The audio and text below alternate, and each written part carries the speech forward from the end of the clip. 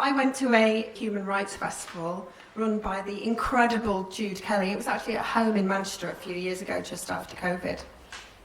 And they asked this question: stand up if you are as kind to yourself as you are to others. Tell me, out of the 500, how many people stood up? As kind to yourself as you are to others.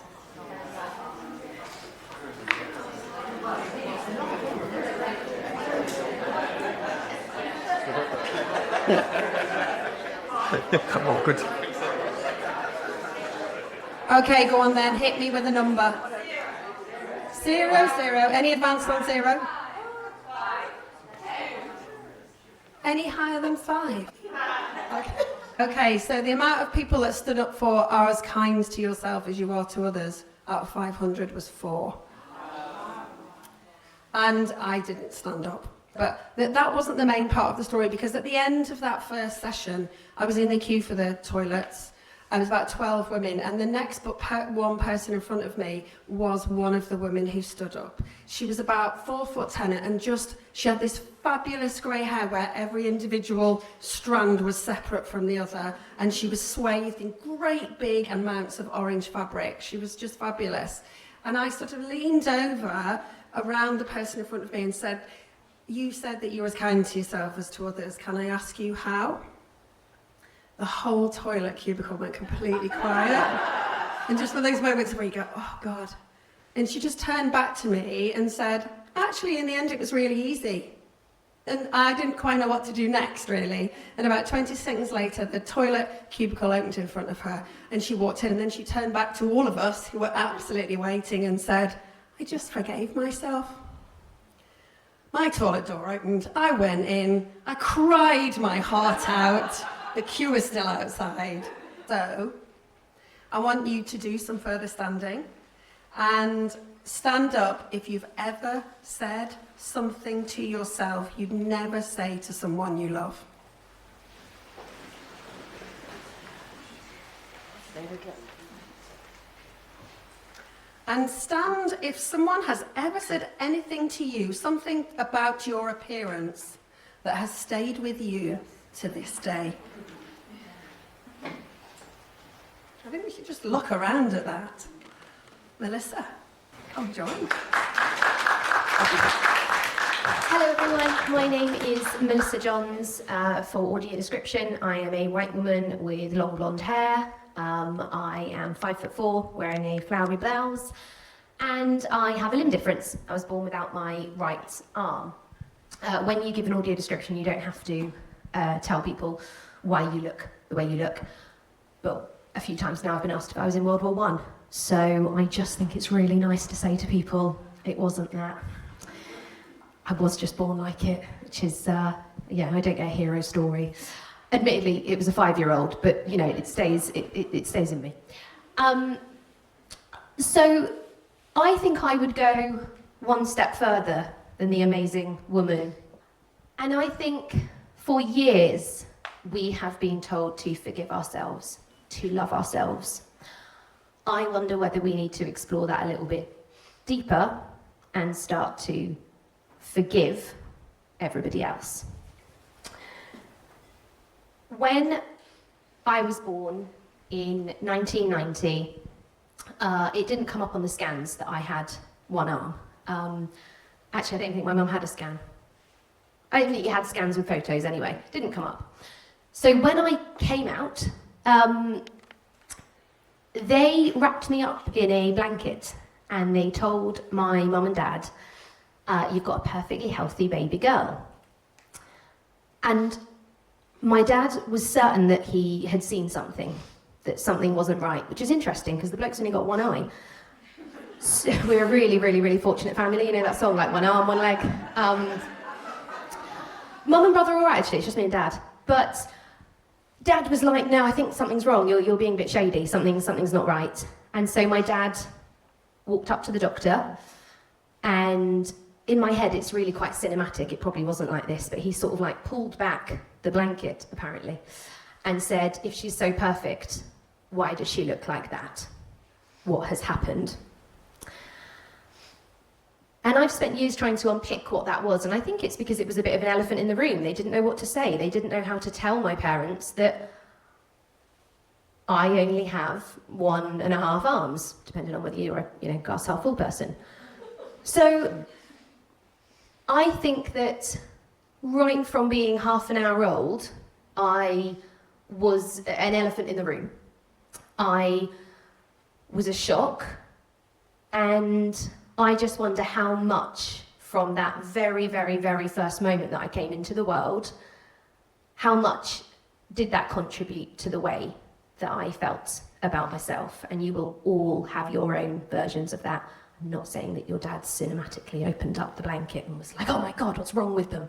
But there will be things as you go through your memories that will make you realise that it wasn't you. The hate never came from you. When I was in primary school, I really wanted to be Angel Gabriel in the Nativity play. I was like, this is my year. I didn't get it last year, but this year it's mine, and I know it is. And I thought, can you imagine I'm going to get to go home to mum and dad, and I'm going to be like, guess who's got Angel Gabriel? It's me. But you can't always have feel-good stories, so I wasn't Angel Gabriel. I was a shepherd. Shepherd number 2, to be precise. And I thought, you know what, never mind, I'll be the best shepherd that, there ever was. And I remember a girl in my year called Zoe. She said, of course you're not going to be Angel Gabriel. She's got 2 wings. You've only got 1 arm, no one wants to see that. And bless her, she was like 7, so quite articulate really. But I remember thinking, what if she's right? What if people don't want to see it? Actually, maybe thinking about it, people do get a little bit weird. People do find it a little bit strange how I look. But anyway, I'll be a really good shepherd. Anyway, disaster struck. She ended up being Angel Gabriel until the night before when she came down with tonsillitis. Didn't get to be Gabriel, did you, Zoe? Worst bit about that was I actually thought I might get promoted to Gabriel, and I didn't. I got promoted to shepherd number 1. So my chance is still hanging out there somewhere.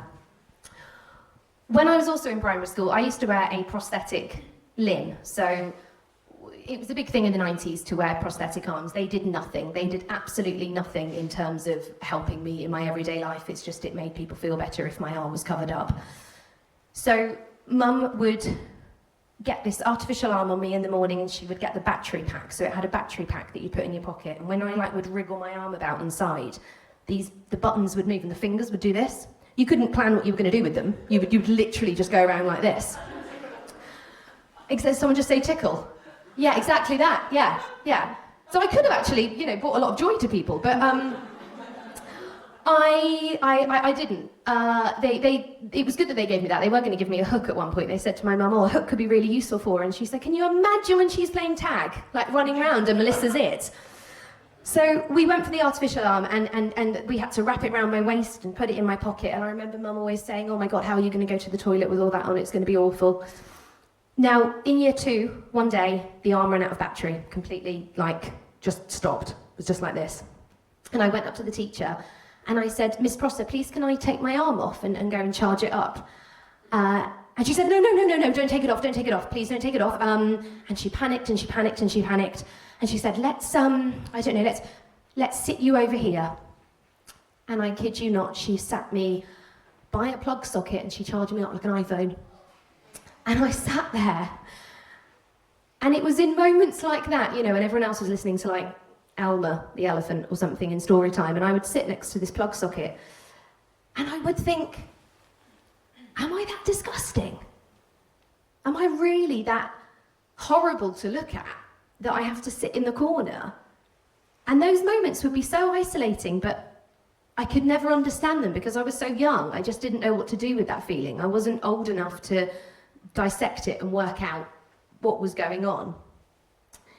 As I got older, I'm sure everybody in this room has had moments as a teenager where they really couldn't stand the way they looked. There was a part of their body that wasn't the same as somebody else's, or there was a part of their body that hadn't grown to how they wanted it yet. There was always something as a teenager that we really, really, really didn't want. But for me, having one arm was the worst thing in the world. I absolutely loathed it. We would go to these things called nappy nights, which is such a strange name, but a nappy night back home was an under 18s nightclub night.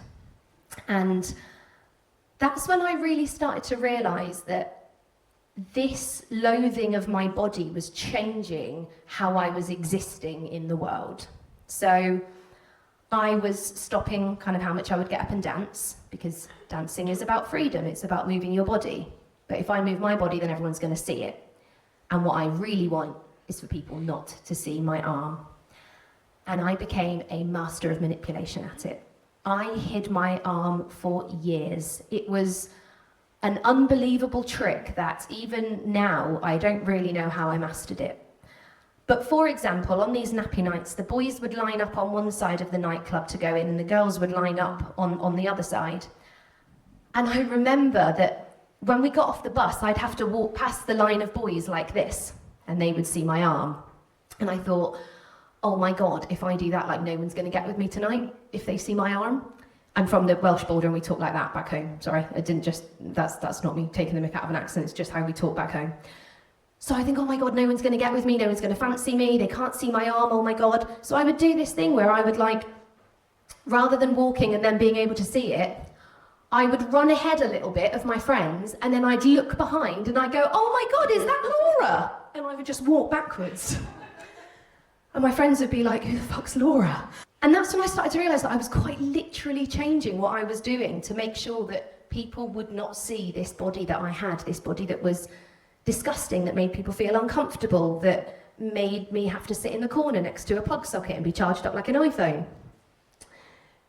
When I was 18 or 19, I was in a nightclub and I was dancing with a lad, and I had worked out how to do perfect choreography so that they were like sort of behind me, but anytime they like went a bit too close to the arm, I would like flick round. It was exhausting. But that was my way of making sure that they did not know I had one arm. And this one lad, he went up to my friend and he said, I've been dancing with your mate tonight, can I have her number? So my best mate Holly gave him my number, and that night we went back to Holly's house. And I woke up in the morning and I had loads of missed calls off this number. And I was like, oh my God, that's that lad. It's that lad from last night. And I had a voicemail off him. And I remember my tummy was doing somersaults. I was like, oh, here we go, maybe a first proper boyfriend. And I listened to it and he said, freaks like you shouldn't even be alive. You tricked me, you made me look stupid in front of my mates. And I came back into Holly's bedroom and she went, oh my God, what did he say? What did he say? And I love that girl so much that one of the things I really hate is letting her down or her feeling whatever I'm feeling. So I looked at her and I said, he said he'd really love to see me again. And I don't know what feeling was worse in that moment, what this boy thought of me, or how I was going to have to spend the rest of my life keeping things like that from the people that love me. Now I've got something on here that says wank Dean and Shane off at the same time. It's an interesting bullet point, but there is a story with it. It's not just a different creative outlet that made its way into the wrong evening. I remember a lad at school, Shane, and he said, I just couldn't be with anybody like you because there's just no way that you could wank me and Dean off at the same time. Which is interesting because it's never something I'd wanted to do, but you know, that was his criteria. So I remember going home. It's ridiculous, isn't it? Shane and Dean. I went home and I remember feeling absolutely devastated. And you know, now at 35, I think, why was I so devastated at that? But it's because they were measuring my worth based on what I didn't have. It was another person that was looking at my body and going, you are lesser than. You are not the same as other girls. You look different to other girls. There's no way that you can engage in things like other girls can. And I remember feeling really upset, but there was no way that I could like start crying and say to my mum, like, yeah, I'm crying because I can't, my gosh, and Nadine at the same time. But again, that was just another thing that sat in my head. It built up, it festered, it got bigger and bigger. As I got older and started going on dates and having sex with people, I would choreograph it. I would choreograph it perfectly. So I would get to a date early, I would manage exactly where I was going to sit so that they would sit opposite me, but just to the side a little bit, because nobody goes into a situation thinking someone's only got one arm, right? So if you don't give them any reason to believe anything else, then it's amazing, really. It's amazing what some men will do when they just want sex, because they just won't look at anything else. So I would do things like I would go to the toilet, and on my way back I would go into the kitchen. I'd say, can you cut my food up just before it comes out? Thank you so much. And I would keep really good eye contact with them so that they'd never look below my collarbone. And it was all things that were just so exhausting. I would like hide my arm under a pillow whilst we were having sex. Again, just like dance, something that is to do with freedom, and I was controlling every bit of the way my disgusting, different, horrible body that I'd been told looked. So having this body that I loathed and apparently everybody else did was a bit of a strange one. It dictated what I wore, it dictated how I would stand in photos, and I think every single person in this room has done that at some point. We have all got something, a part of our body that we haven't yet accepted, embraced, liked, loved, and we know exactly how to sit, how to stand, what to wear, how to look in photos. We know how to manipulate ourselves perfectly. And that's just really sad, isn't it? Because this body that we've got, this thing that is here now that we're with, that's the one thing we've got for our entire life. Everything else will come and go. Other things will come and go. Things will change, things will grow, things will leave, things will die. But this body that we've got is ours. And it's the one thing that we try to control so that we make it better for other people. When I was in Coronation Street for a very, very, very little while, although according to the newspapers, it's the only show I've ever done. When I left Coronation Street, my iPhone got hacked, my iCloud got hacked, and my intimate photos and videos were leaked online. So it was January 18th, Blue Monday. I don't know if any of you heard of Blue Monday. I've recently found out it's just a travel agent's thing to try and get you to book a holiday. But they say it's the most sort of depressing day of the year. And I got a phone call off my agent. I got 21 calls off my agent, actually. And I sat down, listened to a voicemail, and she said, darling, don't answer the phone to anybody else. You need to call me straight away. And honestly, firstly, I thought, God, this is going to be a really good job.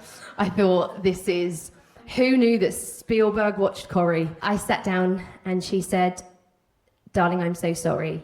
The insert name of newspaper, which is something that's in the sky that brings us joy and is therefore wrongly named as a newspaper, have called and they have got naked photos of you and they're going to release it in the papers with a story. And my world felt like it came crashing down, and I'm going to speed through the story. As you can imagine, it was a bit horrific, and I was like, what's my nan going to say?